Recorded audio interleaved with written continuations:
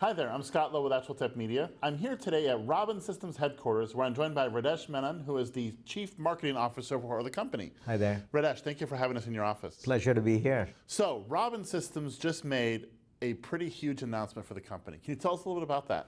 That's right. So, just to vector this announcement in appropriate light, if you look at what is happening in the cloud space, hybrid cloud and cloud native infrastructure, which is based on containers and Kubernetes, is where all the rage is. Mm-hmm.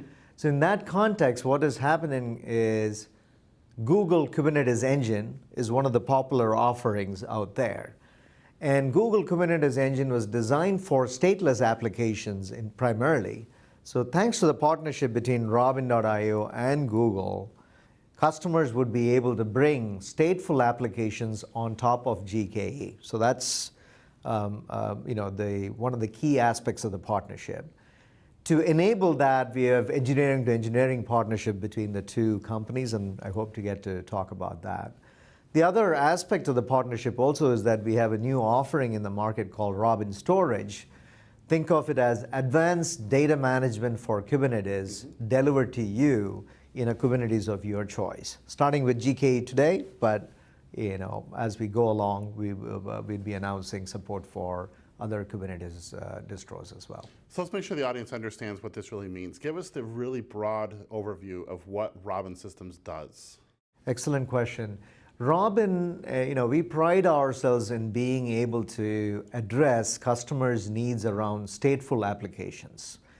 Think of applications that have dependency on either storage or networking to preserve state. What does preserving state mean? These are not applications that just come and die off, but they continue to exist for a long period of time, which means that at any given point in time, you need to be able to be aware of the data, the application, as well as the metadata associated with the application, right? So that's the core construct that we have been focused on.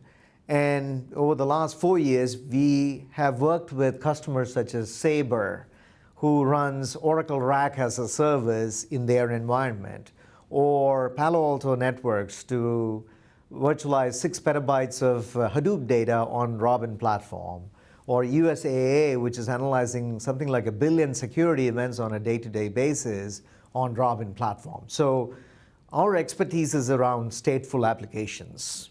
And in the last 8 or 9 months, since the pivot to Kubernetes, we've been bringing that expertise to Kubernetes adoption, or customers adopting Kubernetes, so that we can fuel even how broadly Kubernetes can be applied to among enterprise workloads. I want to go back to something you just said, which is the pivot to Kubernetes, because this is an important thing for people to understand, is you were not always a Kubernetes player. That's right. In fact, it's a relatively recent development in the company's history. That's right. Can you give us some insight into that? Sure. If you go back 4 years ago, a couple of things the company got right in terms of hypothesis. First is the need for a solution for modernizing data infrastructure, right? Because as data increases in volume and with 5G and IoT just around the corner, it's only going to get greater in terms of complexity arising out of data.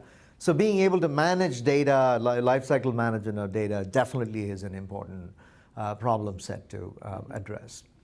The second thing also is that containers in various forms, be it Docker, LXC, have come to stay. I mean, that was a call the company made 4 years ago, and now it is, it's obvious to you and me, but 4 years ago it wasn't the case. So we got both of them right.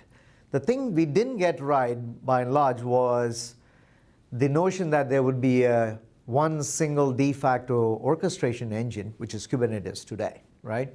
We had built our own Kubernetes engine for the first 3+ years of our life. Now, the good news is we realized, based on customer feedback and what was happening there, and we embraced it. In August, we put out a release. Now, fast forward in time, Google, which is the originator of Kubernetes, giving us the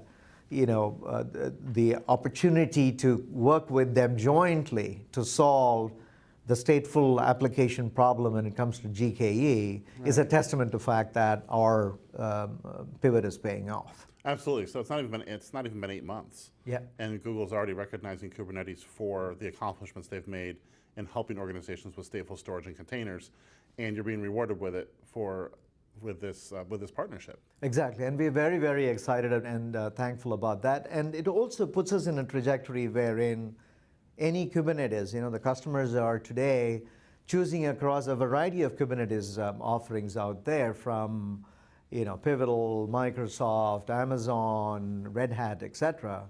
So our remit is going to be over the next few weeks how we bring the same powerful data management capabilities to GKE, bring the same magic to any Kubernetes that customer can choose. Radhesh, congratulations on this milestone achievement for the company. Thank you. We're very excited about the opportunity ahead of us, and thank you for the opportunity to be in this feature as well. We are very happy to be here. Cheers. And thank you to our audience for watching this video.